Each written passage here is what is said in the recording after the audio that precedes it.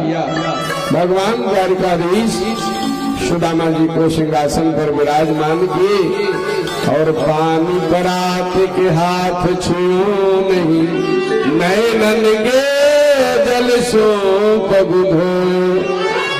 पानी परात के हाथ छुए नहीं, नैनन के जल सो पगु धो। हाय महादुख पायो सका तुम, आयो दैन की दे दिन खो। भगवान ने जब अपने मित्र सुदामा का पैर देखा तो भगवान रोने लगे। इतनी गरीबी काट लिया, लेकिन आप हमें हमारे पास नहीं आए। क्योंकि सुदामा जी भी हठी थे।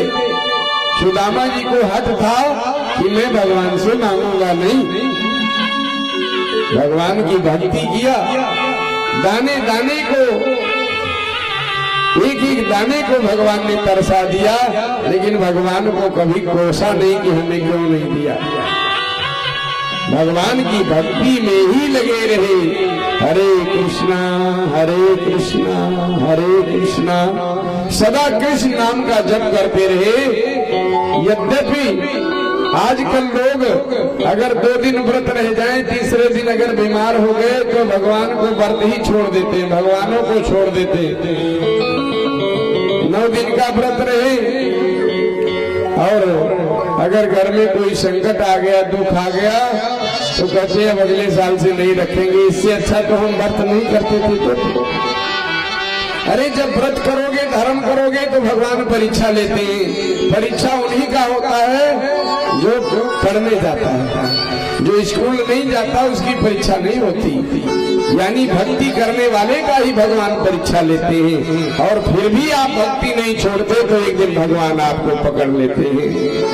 पकड़ लो हाथ बनवारी, नहीं तो डूब जाएंगे। और जब भगवान हाथ पकड़ लेते हैं तो संसार में बड़े से बड़ा संकट भी टल जाता है, जीवन सुलभ हो जाता है। प्रहलाद के जैसे कि चाहे हाथी से कुचलाने का प्रयास किया हिरण्यकश्यप ने, सांपों की कोठरी में बंद कर दिया, यहाँ तक कि प्रहलाद जी को उनकी माता कयाधु के द्वारा ही हिरण्यकश्यप ने जहर पिलाने का भी प्रयत्न किया। जहर पिलाया, वो भी अमृत हो गया। तो जब भगवान हाथ थाम लेंगे तो बड़े से बड़ा संकट भी कट जाएगा। लेकिन जैसे ही संकट आया भगवान को ही छोड़ देते हैं।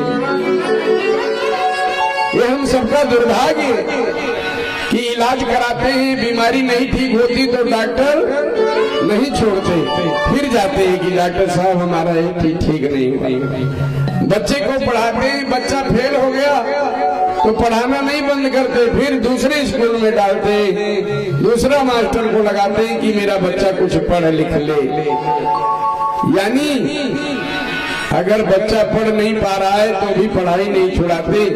अगर बीमारी ठीक नहीं होती तो भी दवाई कराते हैं। लेकिन अगर भक्ति किया और घर में कोई संकट आ गया तो भक्ति करना, धर्म करना छोड़ देते हैं। हम सबका नियम बना लिया, धर्म भी करना ना छोड़ो।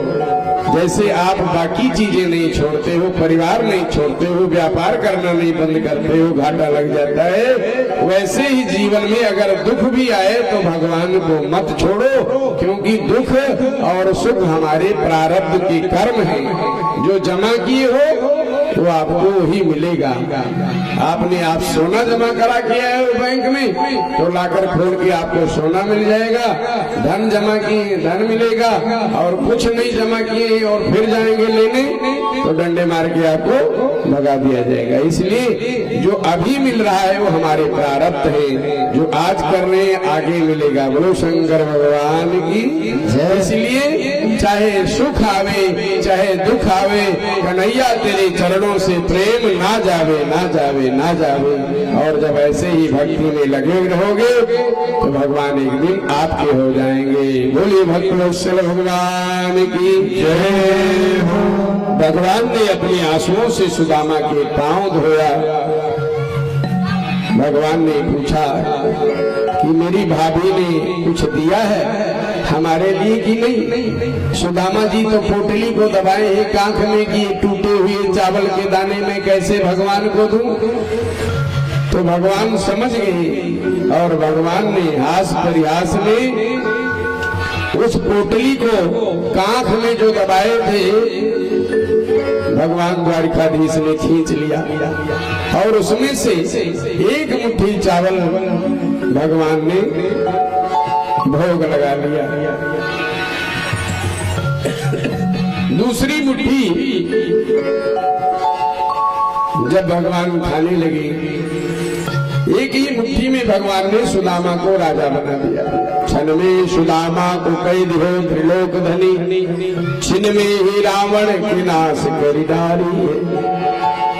छिन में अजामिल को बैकुंठ भेज दियो, छिन में ही पंकज ध्वज माया हरिधारी। छिन में ही मोर ध्वज परीक्षा लियो प्रभु, छिन में ही बाल से सुग्रीव को